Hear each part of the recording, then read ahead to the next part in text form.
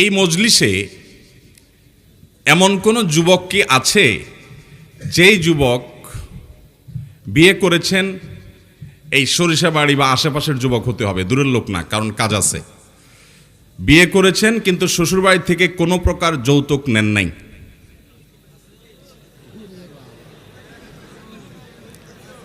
ওই সাদা হাতটা আগে উঠছে। হ্যাঁ হ্যাঁ, সাদা সাদা সাদা হাত। এদিকেও দেখবো না। আলেম ওলামারা পুরস্কার নিয়েন না, আপনারা হুজুর মানুষ, আপনারা তো সমাজকে সুন্দর করবেন। ওই যে সাদা ভাই, সাদা, হ্যাঁ আপনি বসেন ভাই, আপনি বসেন, ওই ভাইটা, হ্যাঁ উনি আগে দাঁড়াইছিল। ভাই আপনার বাড়ি কোথায়? একটু সামনে, কাছে আসেন, কাছে আসেন ভাই, ওনাকে একটু জায়গা করে দেন প্লিজ। আমরা প্রায় সময় ওয়াজ করি কিন্তু ওয়াজের ফলাফলটা আমরা বের করে আনি না অনেক সময়। অনেকে করে, আমার দ্বারা হয়ে ওঠে না। সেজন্য আমি চেষ্টা করি, শুধু পানি সেচলে হবে না, মাছও ধরা লাগবে কি লাগবে না। এই জন্য আজকে পানি সেচার আগে মাছ ধরে নিচ্ছি আমি। এগুলো মাছ ধরা বলে, মানে কাজ কালেকশন কি হচ্ছে মাহফিল থেকে। ভাই বলেন আপনি। ওয়ালাইকুম আসসালাম। কি গ্রাম? রোহা, পাশে গ্রাম, ঠিক আছে, তাহলে সাক্ষী পাবো, ঠিক আছে। আমি ওই জন্য বলছি এলাকার মানুষ হইতে হবে। বলেন দেখি, আপনি বিয়ে করছেন কবে? 2017 সালে। আপনি কোনো যৌতুক নেন নাই? সামান্য একটু মোটরসাইকেল, খাট পালং, বিদেশে যাওয়ার টাকা, কিচ্ছু না? কি শ্বশুরা গরিব? তাহলে তারা কি সাজছে? এতে আপনার মা বাপ, আপনার আত্মীয় স্বজনরা নারাজ হয় নাই? আপনার বাপ মা চাইছে যেন আপনি যৌতুক না নেন শ্বশুরবাড়ি থেকে। মাশাআল্লাহ, আপনার বাপ মা কি এখানে আছেন? আপনার কি নাম? গোলাম মোস্তফা লাবু। তার বাবা কি আজকে মাহফিলে আসছেন? আপনি একটু ঘুরা দেন তো, আপনার চেহারা দেখুক আপনার বাপ থাকলে। আমাদের যুবকের বাবা কি আসছেন? সেই মুরব্বীকে আমরা একটু দেখতে চাই। আছে? চলে আসেন চাচাজি প্লিজ। এই বাবাজিকে আসার সুযোগ করে দাও যুবকরা, এই বাবাজিকে আসার সুযোগ করে দাও। এই যুবক এদিক চলে আসেন, চলে আসেন, বাবাজিকে আসার সুযোগ করে দেন। সবাই একটা তাকবীর দিব বাপ বেটার এই সততার কারণে। নারায়ে তাকবীর। আল্লাহ রাব্বুল আলামিন এই বাপ বেটার মতো সৎ মানুষ দিয়ে দেশটাকে পরিপূর্ণ করে দিন, বলুন আমিন। তাদেরকে আরো সৎ হওয়ার তৌফিক দান করুন, তাদেরকে আরো ভালো হওয়ার তৌফিক দান করুন। বাবাজি চলে আসেন আপনি। আচ্ছা, আপনার সাথে আলাপ আছে আমার। আমরা ওয়াজ মাহফিলে আসছি, এখান থেকে কিছু শিখে যাব, কিছু নিয়ে যাব, ঠিক আছে না? আপনারা মাহফিল থেকে কিছু নিয়ে যাবেন না? মাহফিল থেকে কিছু নিয়ে যেতে আসছেন না? কি নিয়ে যাবেন? আমি আসার সময় দেখছি বিশাল বাজার বসছে, বুট বাদাম নেওয়া ছাড়া তো যাওয়া যাবে না। মাহফিল থেকে বুট বাদাম নিতে আসছেন, তাহলে তো বুট বাদাম নিয়ে চলে যেতে পারেন। কষ্ট করে এখানে বসার দরকার আছে? আর এত টাকা খরচ করে প্যান্ডেল করা হলো, এতগুলো মানুষ বসলেন, প্যান্ডেলে জায়গা নাই, দুই পাশে মানুষ ঘন হয়ে দাঁড়িয়ে আছে, অনেক কষ্ট হচ্ছে। তাহলে আপনারা এখান থেকে কিছু নিয়ে যেতে হবে না ইনশাআল্লাহ? আমরা এখান থেকে আমাদের দুশ্চরিত্র, খারাপ গুণগুলো ছেড়ে যাওয়ার প্রতিজ্ঞা করে আল্লাহর সাথে কথা বলে তারপরে যাব ইনশাআল্লাহ। আমরা এখান থেকে কোনো ভালো জিনিস শিখলে সেটা জীবনের তরে আঁকড়ে ধরার প্রতিজ্ঞা করে আল্লাহর সাথে ওয়াদা করে তারপর যাব ইনশাআল্লাহ। ঠিক আছে তো ইনশাআল্লাহ? যেহেতু এখানে আসছেন ওয়াজ মাহফিলে, নিশ্চয়ই আপনি সত্য অসত্য বলবেন না, আর অসত্য বললে আপনি ধরা খেয়ে যাবেন, কারণ চাচা আছেন। বউয়ের সাথে গালাগালি করেন, বকাঝকা করেন। ভাই বকাঝকা কেমনে না করেন? আমিও তো আমার বউরে বকাঝকা করি। হালকা পাতলা বকাঝকা, শাসন, এটা তো স্বামী স্ত্রী হতেই পারে। ও টুকটাক হয়। মুখ খারাপ করেন না, গায়ে হাত তোলেন।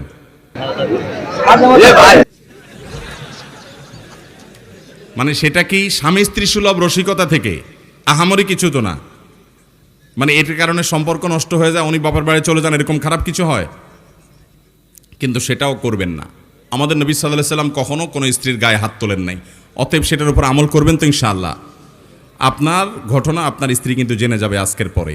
অতএব এলাকার মুরব্বীরা, বিশেষ করে চাচাজি, আপনি একটু খেয়াল রাখেন যুবকের দিকে। আপনি আমার চাচাদের সাথে এসে দেখা করবেন, ঠিক আছে? আপনি যদি আপনার প্রতিজ্ঞার উপরে টিকে থাকতে পারেন, আমার তরফ থেকে চাচাদের মাধ্যমে আপনার জন্য একটা বিশেষ পুরস্কার আসবে ঢাকা থেকে ইনশাআল্লাহ, ঠিক আছে? তো আল্লাহ তাআলা আমাদের যুবক ভাইকে কবুল করুন, বলুন আমিন। তাকে আরো সৎ থাকার তৌফিক দান করুন। বাবাজি আমার দিকে একটু তাকান। আপনার ছেলে বিয়েতে কোনো যৌতুক নেয় নাই? যৌতুক ছাড়া বিয়ে এদেশে হয় কিন্তু খুব কম হয়। তো আপনারা আর্থিক অবস্থা খুব ভালো, সেজন্য যৌতুক নেন নাই?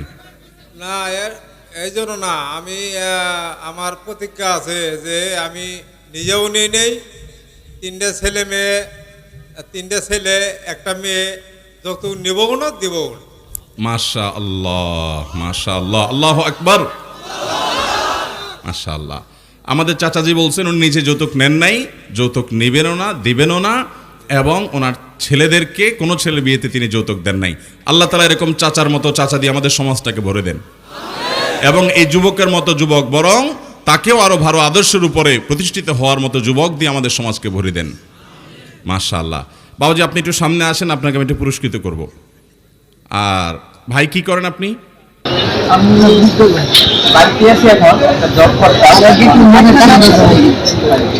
আচ্ছা, তাহলে আপনি আপনার স্ত্রীর সাথে এখন থেকে সুন্দর ব্যবহার করবেন এবং সুন্দর আচরণ করবেন।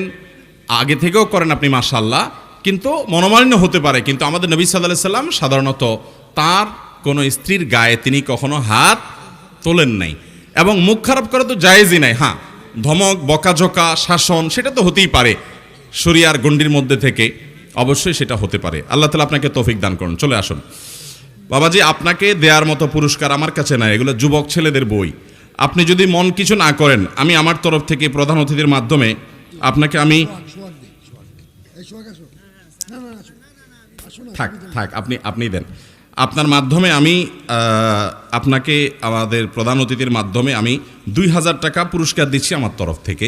এটা শুধুমাত্র টাকার আপনার প্রয়োজন নাই বাবা, এটা আপনাকে সম্মান করলাম যে আপনি এটা দিয়ে চা নাস্তা খাবেন। একটু দিয়ে দেন প্লিজ। আচ্ছা আপনি নিয়ে তারপর দিন, সমস্যা নেই। আচ্ছা আপনি সব দিয়েন না। আচ্ছা উনিয়া এবং আমরা দুজন মিলে এটা আপনাকে হাদিয়া দিলাম, আপনি একটু চা খাবেন। হাদিয়া কিন্তু ফেরত দিতে হয় না, এটা কিন্তু হাদিয়া, আপনার কিন্তু অভাব নাই। আপনি এখান থেকে, হ্যাঁ আপনি এক কাজ করেন, এই মাহফিলে আপনি কিছু আবার দিয়ে দিয়েন, সমস্যা নেই। আচ্ছা আপনি রাখেন না, আপনি হাতে নিলে আমরা খুশি হব। মাশাআল্লাহ। আচ্ছা শুধু সেটা নয়, আপনাকে আমার লেখা সকাল সন্ধ্যার একটা দোয়ার বই জিকির, এটা আমি আপনাকে উপহার দিলাম, নেন।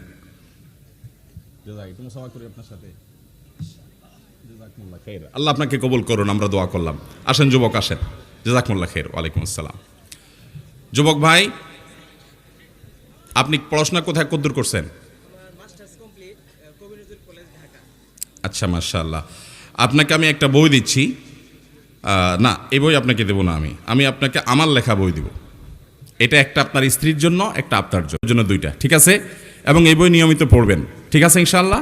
আল্লাহ তাআলা আপনাকে তৌফিক দান করুন। সেই সাথে আপনাকেও আমি চাচা জানকে দিলাম, আপনাকে আমি 1000 টাকা হাদিয়া দিতে চাই। টাকার আপনাদের প্রয়োজন নাই, আমি জানি।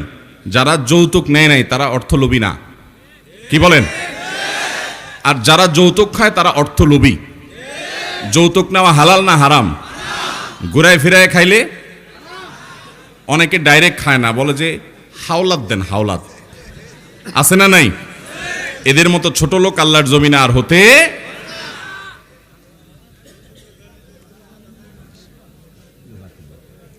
ভাইরা আমার, আমাদের তরুণদেরকে এই সমাজ পরিবর্তন করতে হবে কি হবে না? এই সমাজ পরিবর্তন করার জন্য তরুণদেরকে এগিয়ে আসতে হবে কি হবে না? তরুণরা প্রতিজ্ঞা করব, যারা বিয়ে করেন নাই যৌতুক মুক্ত বিবাহ করব ইনশাআল্লাহ। আমি আজকে চাচাজানকে বললাম, চাচাজান এলাকার ভিতরে কোথাও আজকে বিয়ে হবে কিনা একটু খবর নেন। উনি অবাক হয়ে গেছেন, পান নাই। তো আমি চাইছিলাম যে যৌতুক মুক্ত বিবাহ আমরা স্টেজে দেব, কারণ আসুন্নাহ ফাউন্ডেশনের কার্যক্রমের মধ্যে একটা হলো যৌতুক মুক্ত বিবাহ প্রতিষ্ঠা করা।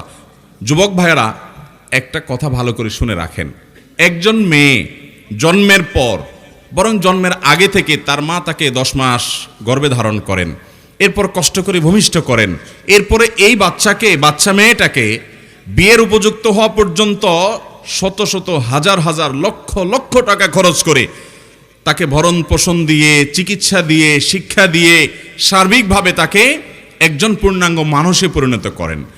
একজন পূর্ণাঙ্গ মানুষ তৈরি হওয়ার পর এই ভদ্র মহিলা, আপনি যে বিয়ে শাদী করে তাকে গাড়িতে উঠায় বাড়িতে নিয়ে আসতেছেন, একটা আস্ত মানুষ তাকে এ পর্যন্ত তৈরি করতে তার বাপমার লক্ষ লক্ষ টাকা, রাতকে রাত ঘুম, বহু পরিশ্রম, বহু মেধা ব্যয় করতে হয়েছে না হয় নাই? এত কিছু ব্যয় করার পর একটা মানুষ যখন পূর্ণাঙ্গ প্রস্তুত হয়ে গেল, পড়ালেখা করাইছে তার বাপমা, এখন সে এসে তার শিক্ষা দিয়ে আলোকিত করছে আপনার সংসার, ঠিক না বেঠিক? তাহলে এই ভদ্র মহিলাকে প্রস্তুত করবার জন্য বিয়ের সময় বরং উচিত আপনার শ্বশুর মহাশয়কে বলা যে, শ্বশুর বাবাজি, আপনার এই মেয়েকে এই পর্যন্ত বড় করে আনতে কত টাকা খরচ করতে হয়েছে, আমার উচিত তো সবগুলো ক্যালকুলেশন করে বের করে আপনাকে দেওয়া, কিন্তু আমি গরিব মানুষ, এত দিতে পারবো না। অন্তত আপনাকে স্যালিউট জানাই, সালাম জানাই, শ্রদ্ধা জানাই যে আপনার মেয়েকে শিক্ষিত করেছেন আপনি, আর তার উপকার ভোগ করছি আমি, সুস্থ সবল করে তাকে এ পর্যন্ত বেঁচে থাকার জন্য আল্লাহর অনুমতিতে আপনি সব কিছু করেছেন, আর তার সুবিধাটা আমি ভোগ করছি। সেজন্য শ্বশুরের প্রতি কৃতজ্ঞতা আদায় করা উচিত কি উচিত না?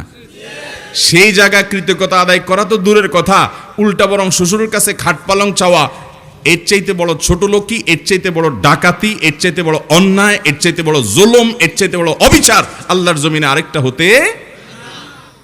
আমাদের দেশে যৌতুকের যে রকম ফের, আমি প্রায় বলি, কোনো ছিনতাইকারী, কোনো ডাকাত, কোনো চোরও এত আইটেমের চুরি করতে পারে না। একটা ডিম চোর ডিম চুরি করে, গরু চোর গরু চুরি করে, টিন চোর টিন চুরি করে, গম চোর গম চুরি করে, ত্রাণ চোর ত্রাণ চুরি করে।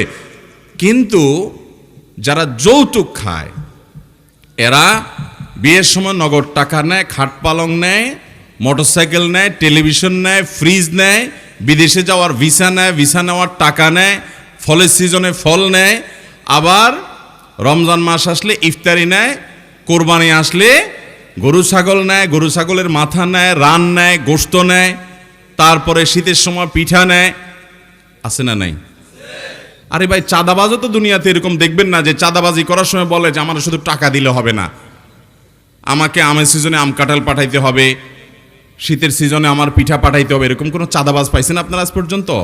এই চাঁদাবাজকে ফেল করাই ফেলছে যৌতুকখোররা, ঠিক না বে ঠিক? যে সমস্ত যুবকরা যৌতুক মুক্ত বিবাহ করবেন নিয়ত করেছেন, হাত তোলেন। আল্লাহ রাব্বুল আলামিন আমাদের যুবককে যৌতুক মুক্ত বিবাহ করার তৌফিক দান করুন। সবাই চেষ্টা করবো তো ইনশাআল্লাহ? হাত নামান, জাযাকুমুল্লাহ খায়ের। কি বিবাহিতরাও হাত তুলছে নাকি? অসুবিধা না, বিবাহিতদের তো আরো অপশন আছে তো। হাত নামান। মাশাআল্লাহ মাশাআল্লাহ। তাহলে সবাই প্রতিজ্ঞা করবো তো ইনশাআল্লাহ? কিন্তু শুধু এই কথা বললে হবে না, আজকাল মেয়ের বাবারাও জুলুম করে। মেয়ের বাবারাও অনেক ক্ষেত্রে মেয়ের বিয়েতে লক্ষ লক্ষ টাকা অযৌক্তিক মোহর দাবি করা, এটাও এক প্রকারের জুলুম। ছেলে যাকে আপনি চয়েস করেছেন মেয়ের জন্য, আপনি নিজে জানেন তার বেতন 20-25 হাজার টাকা, তাহলে তার কাছ থেকে 30 লাখ টাকা মোহর দাবি করা, এটা অযৌক্তিক, অন্যায্য, অন্যায়, গ্রহণযোগ্য হতে পারে। যারা মেয়ের বাবা আছেন ভালো করে শুনে রাখেন, নবী আলাইহিস সালামের হাদিসের ভাষ্য শুনেন, ইন্না আযমান নিকাহি বারাকাতান আইসারুহা মাউনা, সবচেয়ে বরকতময় বিবাহ হলো সেই বিবাহ যেই বিবাহে মোহরের পরিমাণ থাকে সহনীয় পর্যায়ের মোহর থাকে। আল্লাহ কাউকে অনেক অ্যাবিলিটি দিয়েছেন, তিনি তার স্ত্রীকে কোটি কোটি টাকা মোহরও দিতে পারেন, তার যদি সেরকম অ্যাবিলিটি থাকে। কিন্তু মেয়ের বাবারা লক্ষ্য রাখবেন, আপনার মেয়ের বিয়েটা বরকতময় হবে, কল্যাণময় হবে, সাস্টেইন করবে, সুখী হবে, সব দিক থেকে টিকে থাকবে, ভালো হবে। যদি সেই বিয়েতে খরচের পরিমাণ কম থাকে, অত্যুক্তি বা অতিরিক্ত খরচ অপচয় যদি আপনি না করেন, সেখানে আল্লাহ তাআলা বরকত দান করবেন। অন্য হাদিসে আসছে, নি'মাস সিদাকে আইসারুহা, সবচেয়ে উত্তম মোহর হলো যে মোহর আদায় করা সহজ হয়, সহনীয় পর্যায়ের। আমি প্রায় বলার চেষ্টা করি, আমাদের বাপ চাচার বয়সী মুরব্বীরা এখানে যারা আছেন, অনেক মুরব্বীরা এখানে চেয়ারে বসা আছেন, বয়স্ক মানুষেরা, খবর নিয়ে দেখেন ওনাদের বিয়ের মোহর ছিল 50 টাকা, 100 টাকা, 150 টাকা, 200 টাকা, ঠিক না বেঠিক? আপনি বলবেন তখনকার 100 টাকা, এখনকার 1 লাখ। ওকে, সেটাই মানলাম, 1 লাখ হলো তো 1 লাখ টাকা মোহর ছিল। এখন তো যুবকদের 10 লাখ 20 লাখের নিচে বিয়ে, তাহলে 1 লাখ টাকা বা তখনকার 100 টাকার বিয়ে আজ পর্যন্ত মুরব্বীদের টিকছে না? টিকে নাই। শুধু টিকছে না, তাদের ভালোবাসা চাচিদের সাথে যুবক তোমাদের ভালোবাসার চাইতে অনেক শক্ত। আমাদের যুবকরা এখন ভালোবাসা, তাদের স্বামী স্ত্রীর দাম্পত্য সম্পর্কগুলো এত ঠুনকো হয়ে গেছে যে বিয়ে হইতে দেরি, ভাঙতে ঠিক না বেঠিক, চায় না মালও আরো বেশি লাস্টিং করে। অথচ মুরব্বীদের ভালোবাসা অনেক শক্ত। তাহলে বোঝা গেল মোহর এক গাদা হলেই সংসার সুখের হয়। অতএব মেয়ের বাবারা ছেলেদের প্রতি অন্যায্য মোহর দাবি করবেন। আল্লাহ তাআলা আমাদেরকে সব ক্ষেত্রে আল্লাহর বিধিবিধানকে মেনে চলার তৌফিক দান করুন।